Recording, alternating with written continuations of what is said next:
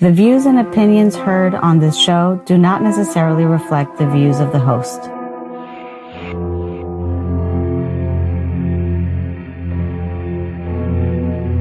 There had to be someone, not something, because things were out, second law of thermodynamics. There had to be someone without beginning or end who had the power and the knowledge, the wisdom, the incredible, infinite intelligence to put all this together, from the organization of the atom to the cosmos and so forth.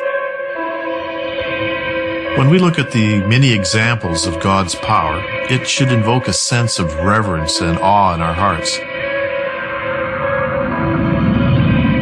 Truly, our Creator is the God of wonders, and the greatest wonder is His immeasurable love.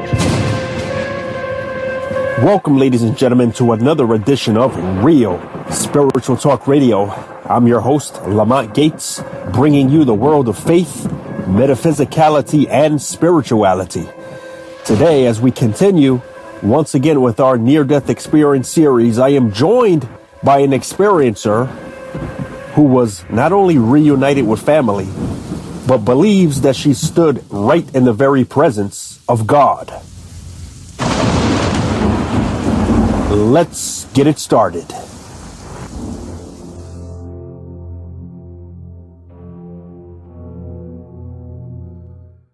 Ladies and gentlemen, joining us via telephone is Amy Ferguson. Amy, welcome to the show. Thank you for having me. Amy, I want to thank you for being a part of this broadcast. As I say to just about everybody who comes on, I thank you for the courage to come forth to speak your account into existence so that those who have never heard it before can now also be spiritually enlightened. And I understand that your account was very deep and personal, but before we even get into it, I'd like to go backwards a little bit, as I also very often do here with my guests. I'd like to know what it was like growing up with some of the religious belief systems you may or may not have gained from adults or parents. Okay, I was born in Fort Worth, Texas. I have three older sisters, Ann, Lori, and Lynn. I was born with my left hip dislocated, but it was undetected until I started trying to walk around 18 months old. And my mother took me to the doctor and they did x-rays and it showed it was definitely dislocated. And so coming up, I went through body casts to leg braces and wore those up until I was about 8 years old. My older sisters discovered music and that they could sing when my great-grandmother got us an upright piano. And so we started singing in churches, and we formed a little group. I was put on stage when I was 4 years old, and we were called the Dale Sisters, and we traveled for a 4-state region throughout singing from the time I was 4 up till I was about 10 years old. And wow. We sang in Methodist, we sang in Assembly of God, we sang in Masonic lodges, we sang everywhere anybody would let us sing, we did. So basically for religion probably would be non-denominational. So you would say you were a non-denominational Protestant? I guess yeah. I would say I'm just charismatic. I lean towards more charismatic. How exactly was it for you to carry yourself throughout your life with this particular disability? I just acted like it wasn't there and pretended and just, I didn't have to wear the leg braces. I'm more or less like Forrest Gump. About the time that I was 8, I didn't have to wear the braces and the crutches or the wheelchair anymore. But I was told not to do any rigorous jumping because the bone disease, basically it was degeneration of the bones very rapidly. So, getting through all of that, I just pretended like it wasn't there, and it didn't come back and really haunt me until I was 40. So fitting in was very difficult for you, I suppose. as a young child, I did not fit in. Because I was crippled, the other kids thought something else may be wrong with me too, and I was more or less, not really picked on, just kind of left out. I'd also make the assumption that you did not have many friends due to this growing up. Yeah, I really didn't, but I had 3 sisters and a whole bunch of cousins, so it was okay. Got it. So family love kicked in when classmates pretty much didn't. We were not short on love one bit. Not one bit. We still are a very strong bonded family. So take us ahead to your experience. I know you eventually got married, and at some point I read that it was your husband who later had to make a very difficult decision prior to your near-death experience, correct? Yes, he did. We got married in 1988. We have 2 children, and they're both adults now, and I have 3 grandchildren. At the time, I only had 2. My youngest, Ian, hadn't been born yet. My husband was there, and my son was in the hallway. My daughter was on her way there, but hadn't made it yet. What had happened is I had been very, very ill the week before with what I thought was a stomach bug. I had been throwing up excessively and couldn't stop. I couldn't even hold sips of water. And it had went on for about 4 or 5 days to the point I was so weak I couldn't even get up out of bed. And so my son and my husband insisted, because I don't like hospitals. I've never liked hospitals. I just hate going there, especially being the patient, And they insisted, and so when my son went to pick me up, I didn't even have the strength to put my arms around his neck. And I don't remember the ride to the hospital. I do remember thinking I'm just going to die at one point. And we got there, and they got me in there pretty quick and hooked me up to everything. But I was having muscle cramps in my calves of my legs, and it was just so painful. I was trying to yell because it was hurting. And what I didn't know then is my potassium had bottomed out, which affects the electrical side of your heart. I was basically having a heart attack with, that pain in my legs. And I was trying to raise up to yell, and that's when everything absolutely went black.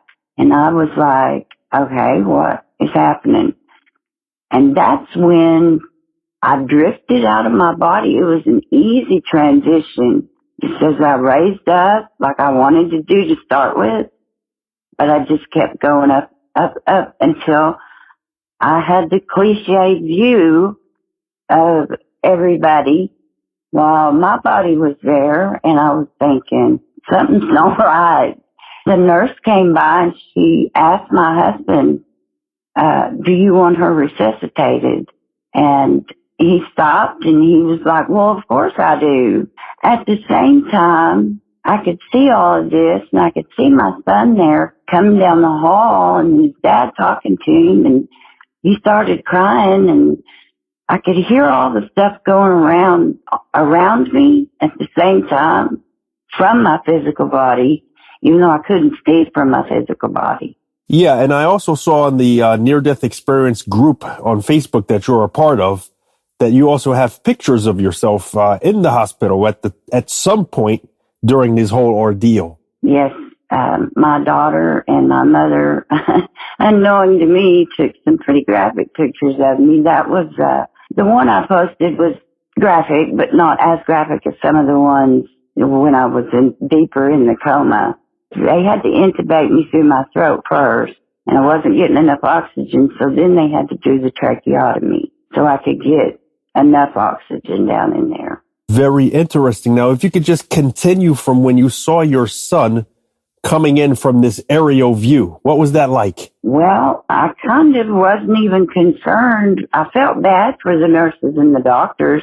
They were all frantic, and I did hear the doctor say, she's gone. And I was like, no, I'm not. I'm right up here. And then this light, it was small at first, but it got bigger and bigger. And all of a sudden it was all completely around me. And the only way I know how to put it is it went into my spirit. It went into my soul. And I would have just this immense divine knowledge of everything made sense. Time was not even a concern. Time was not even a factor. Didn't exist. No, there was no time. I mean, it's like it went into my soul in this great exchange of energy and love.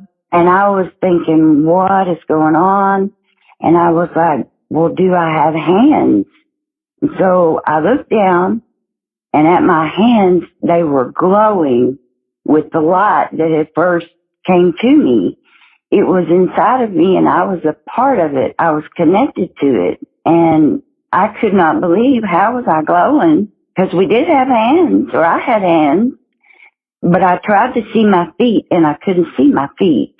It was like hazy, like smoky or clouds. I couldn't see my feet, so I don't know if we have feet, but we probably do. But my hands were they just kept glowing, and my arms were glowing. And then I looked over, but the light was so bright that you couldn't see that much around it because it was just so brilliant. But I could see in the corner from the light back behind it a big group of people, and I could make out shapes, and all these people were familiar to me, and I knew they loved me, and I knew I loved them. But we didn't talk with words. It was all just thought. Would you say it was telepathic, as most people say? Yeah, I guess you could say telepathic. Words don't even begin to describe how much you just learn while you're just there. I wanted to go over to these people, and go, hey, I haven't seen you in so long, And Okay, so let's back it up a little. You said the light entered you. Did you become one with this light and these entities you saw? Also, did you know that these were entities in your current life? Yes. I would say that I connected to the light as a part of the light. It was like a oneness, but with everybody, if that makes sense. We're just a part of the light. We're just a piece of the puzzle, you see, and we're all there connected, but we are all one at the same time. Right. And did you know these entities in your present life? Yeah. One of them was my dad. He passed in 2006 from Parkinson's disease, and it was both of my grandmothers were there. I could tell because she never cut her hair in her whole life, and she had a pretty good bun on top of her head, and I could make out that, and I could make out my other grandma's shape. And then I lost my best friend of 30 years in 2016, and she was there. And the other people that were there, I could see them, and I knew them, and they knew me. Did they communicate anything specifically to you? Just they loved me. It was pure love, nothing but love. They didn't really communicate with me as much as the light did. So let's talk about this light being or entity. I saw that you likened this light to God in one of your posts and came out of this whole thing knowing that God does truly exist because of this light. Did you receive any information from this light that assured you that this was indeed God, the creator and source of all things? Yes, it was just absolute and known. Absolutely. Jesus is the light of this world, and maybe Jesus was a part of the light, and maybe I made it to heaven's doorway and didn't quite get in yet, but it's because it wasn't my time. But I didn't really hear words like, it's not your time, go back, or anything, because I was so in awe just at what was taking place. And I mean, I could hear wind chimes, and I could smell really sweet smelling flowers and honeysuckle. And I was just curious to go on and figure out more about this place. Were you able to see a landscape? Were there buildings, trees, etc.? Behind the people that had gathered by the light there was back there, but it was in the shadows. The brightness of the light was just amazing, but it didn't hurt your eyes. It just was so brilliant. I have heard on many occasions how highly illuminating this light is. And on Earth, the sun, for example, would burn our human optics, but you don't have human eyes, obviously, on that other side. So obviously that wouldn't affect your visual path. Right. I also hear about how warm and loving this light is also. Yes, a big hug. It's a big, warm hug. Very good. Very good. Can you move us forward to what happened next? As I stood there and I wanted to go forward to go talk to my dad and obviously all these people, I started feeling a tug on my left arm, like somebody, hey, come on, go this way. And I shrugged it off like, no, I'm busy over here looking at this. And it kept tugging on me. And I got agitated a little bit, and I was like, now, wait, I want to know what all this is. And about, I don't know, second or third pull, a tug on my arm. And it was like, not really flying, but it was like a swirling around. And I swirled all the way back until it was like, I skidded back into my body. I was shoved, but it was like a skid, like a baseball player or something. And I thought, oh no. I said, no, I wanted to stay. What was it like? What was the feeling like, rather, to go back into your body? At first, it felt very difficult because of the shape my physical body was in at that time.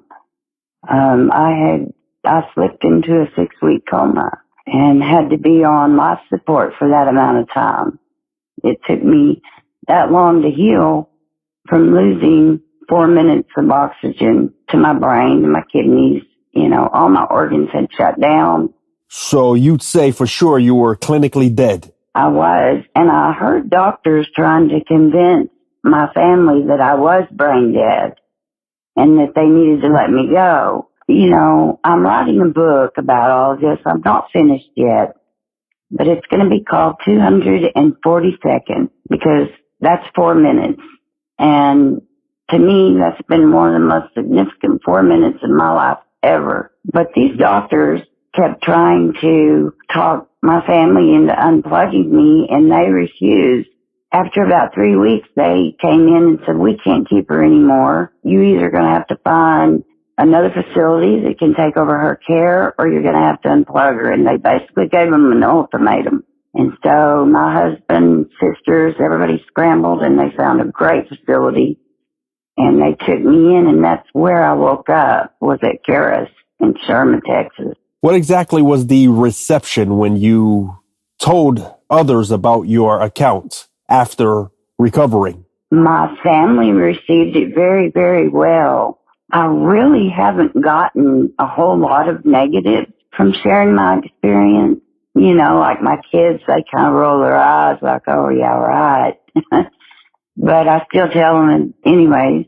You know, I don't really pay attention to the negative. Now, many people come back with some sort of sixth sense, some sort of sensitivities to back into the earthly environment, precognition. Did you come back with anything you felt gift-wise, as they say?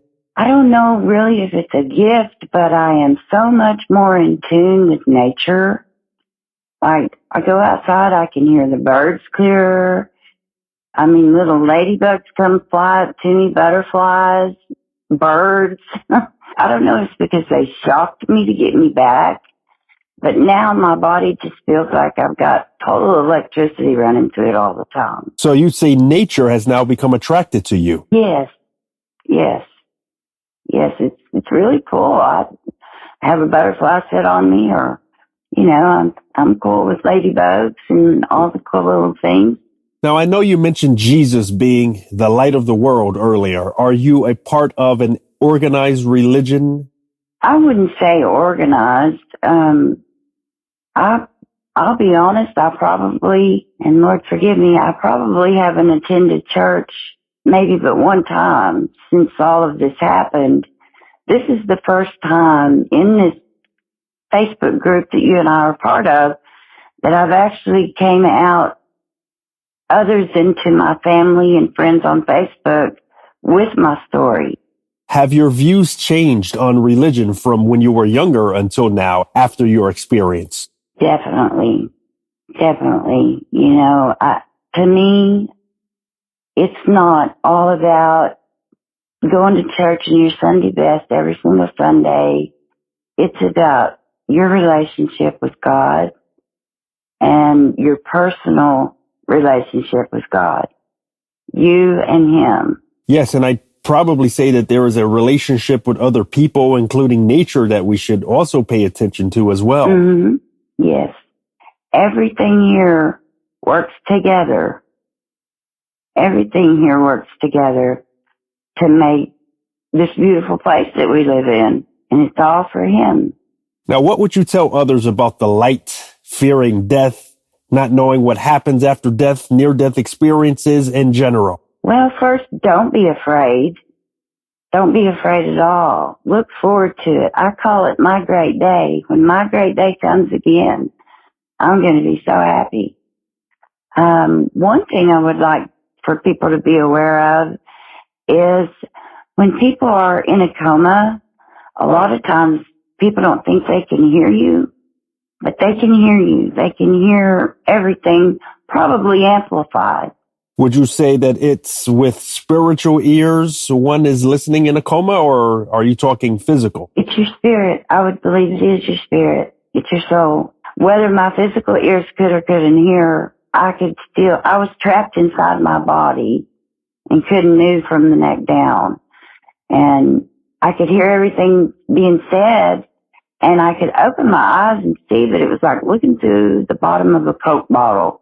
And you know, a lot of other people that have had NDE, I don't consider mine a typical NDE. I just consider it a DE because there wasn't nothing near about it. It was death for 4 minutes. I am extremely glad that you bring that up. You know, currently there is still a debate on whether it should be called a near-death experience or an actual death experience. Since you were clinically dead, you just weren't permanent. Right. But it took 4 months for me to get rehabilitated enough to get to come home from the hospital. So it was a long, long process that was very difficult. And, you know, it happened in 2017, May 8th, coming up, you know, my 3rd anniversary on it here pretty quick. So I've just now gotten comfortable enough to open up and really talk about it. And I'm, you know, like I said, I'm working on this book, and hopefully it will be hope for others. Fascinating account. Please let us know when this book is all completed. I'd love to bring you back on the show and promote it and promote what's in it. Amy, I want to thank you so much for your time, your consideration, and your story. I'm sure just as the light you saw, your account will be a light to others. Okay, thank you for having me, and much love and light to you. Thank you. And there you have it, ladies and gentlemen. Once again, another lesson in the light. I want to thank Amy Ferguson once again for coming on. Please, please, please stay tuned. There's a lot more other accounts to come as we continue with this near-death experience series. I'm your host, Lamont Gates, and once again, this is Real Spiritual Talk Radio, inviting you all to be much more spiritually enlightened.